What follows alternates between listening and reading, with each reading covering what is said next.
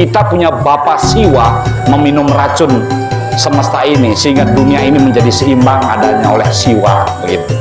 Maka sepatutnya umat Hindu yang tangkil kejeruan lewat Koryagong supaya disupport oleh Kirti Muka niki Bapak Ibu. Naga kiri kanan ini dalam Kori Agung kan, di saat iraga menuju pendakian spiritual, maka kita harus tahu mana arah turun, mana arah naik gitu, supaya tidak terjadi degradasi moral. Kan sering yang bilang dari Nara, yang benar ini Bapak Ibu, dari Nara menuju Narayana, jangan dibalik. Dari Nara menjadi Narayana, jatuh menjadi Narapidana gitu, itu menggelembung gedane. Jadi itu makna naga saktaka nih Bapak Ibu, kiri kanan itu. Makanya Hindu itu memuja Ardhanareswari, karena dengan yang memuja Ardhanareswari, ia yang penuh dalam kesadaran. Nanti pada saat iraga mempuja melakukan itu, oh manograha manoharam dewa data nugraha kami yarcanam sarwa pujanam nama sarwa nugraha kam dewa dewi mahasidiat nyangen nirmalat maka laksmi sidista dirgahayu. Karena perpaduan dari unsur sakti dan purusa inilah kita akan mendapatkan amerta kan. Kemudian dua revale, nah itu patung yang kiri kanan itu mengambil filosofis India, filosofisnya seperti ini. Di zaman cara Bali ini, di zaman Pisbolong 4 gitulah istilahnya. Pada zaman dahulu kala gitu, Dewa Siwa digempur oleh raksasa yang namanya Jalandhara. Begitu bencinya Jalandhara kepada Dewa Siwa, lalu menyerang parahyangan Dewa Siwa. Karena Jalandhara merasa tidak mampu untuk melawan Dewa Siwa, maka diutuslah raksasa Rahu untuk menyerang Dewa Siwa. Terus diobrak-abrik parahyangan Dewa Siwa niki ceritanya teken raksasa Rahu gitu. Duka ide betara Dewa Siwa, duka betara dan duka. Apalagi lemah.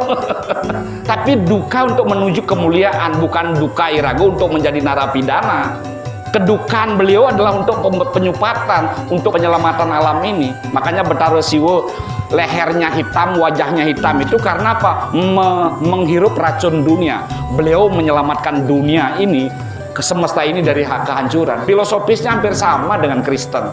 Ya, Yesus sebagai penyelamat dunia. Kita punya Bapa Siwa untuk menyelamatkan dunia ini, meminum racun semesta ini sehingga dunia ini menjadi seimbang adanya oleh Siwa begitu. Karena duka ide Betara Siwa, maka beliau mengeluarkan dari dari mata tiganya itu mengeluarkan yang namanya Kirti Muka gitu. Yang disebut dengan Kirti Muka. Napi Kirti Bapak Ibu, napi muka. Muka itu wajah, Kirti itu adalah sakti Bapak Ibu, perdana artinya. Nah, jadi Kirti Muka ini melawan Rahu, hancurlah Rahu. Tetapi setelah Rahu kalah, setelah raksasa Jalandhara kalah semuanya, para raksasa dimusnahkan oleh Kirti Muka, lalu Kirti Muka kelaparan Bapak Ibu. Semua apa yang ada di depannya dimakan. Nyak raksasa, nyak apa, pokoknya nyak manusia asal bada diajang ne Kirti Muka, semuanya dimakan. Maka diperintahlah Kirti Muka oleh Dewa Siwa untuk memakan tubuhnya. Coba bayangkan Bapak Ibu, hebatnya Kirti Muka itu. Dia bisa memakan tubuhnya tinggal kepalanya saja. Kira-kira hidang kira-kira tuh. Memakan tubuhnya tinggal kepalanya. Nah, pada saat itulah Kirti Muka untuk menjaga tempat-tempat suci Bapak Ibu. Di saat itulah Kirti Muka dinobatkan oleh Betara Siwa untuk menjaga tempat suci dan melakukan penyupatan. Artinya apa? Kalau berbicara Purana niki, berbicara Purana Siwa dengan Jalandhara lalu lahir Kirti Muka, maka sepatutnya umat Hindu yang tangkil kejeruan lewat Koryagong supaya disupport oleh Kirti Muka niki Bapak Ibu. Perwatak ane jele di dalam tubuh iraga papa male petake danda dosa ane wenten ring angge sarirane iraga pangsupate teken Kirti Muka genten. Men lewat samping kan iraga nu anu genten. Jangan takut rusak. Namanya material 10 tahun namun sengangon wong ya masih gitu. Nggih, yakin pisan? Ya gitu, hanya etikanya yang harus dianukan pun wenten sesano masuk ke pura nggih sampun wenten. Jadi begitu.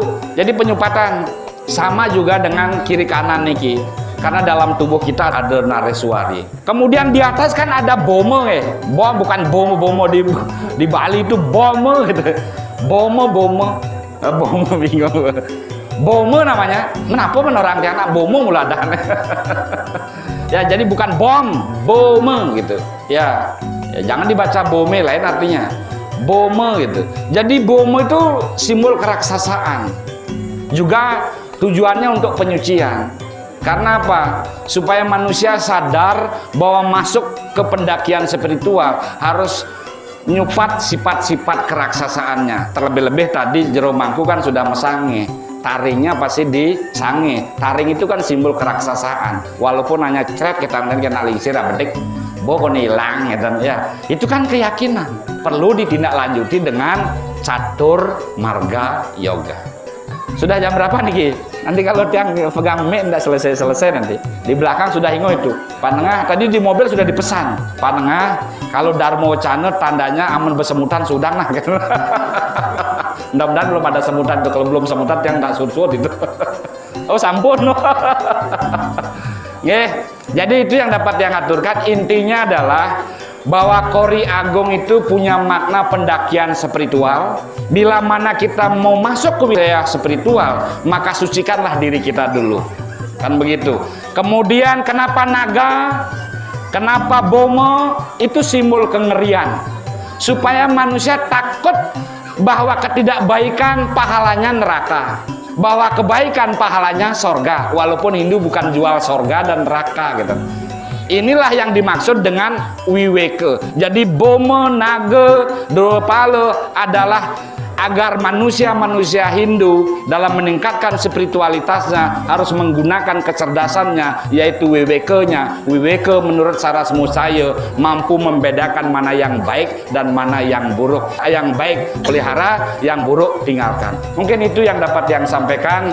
Mudah-mudahan kedepannya ada waktu lebih banyak yang tahu umat sedharma sudah capek, tetapi jangan sekali-sekali di pura bilang capek.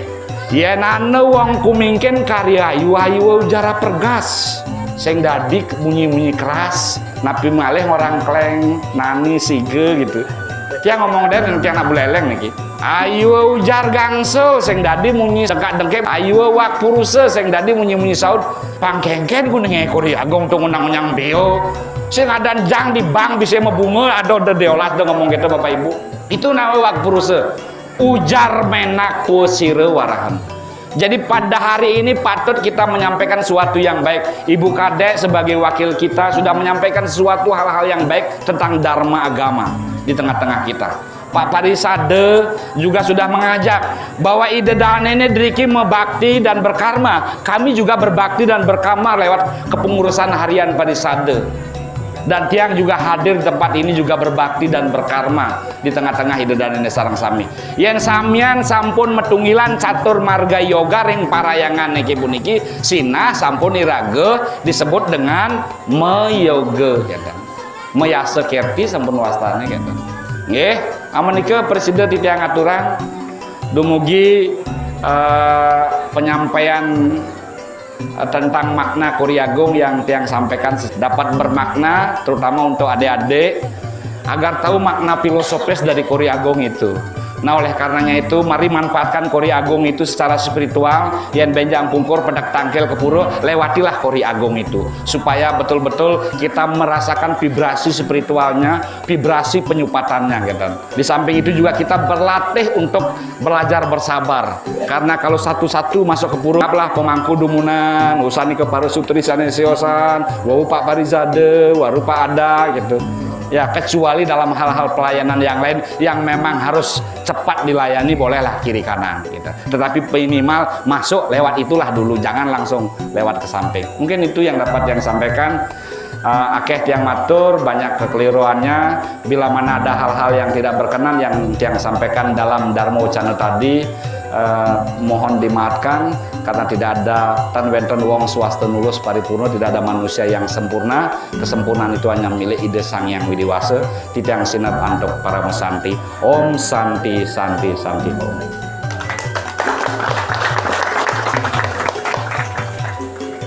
Lama Bu ya? Enggak ya?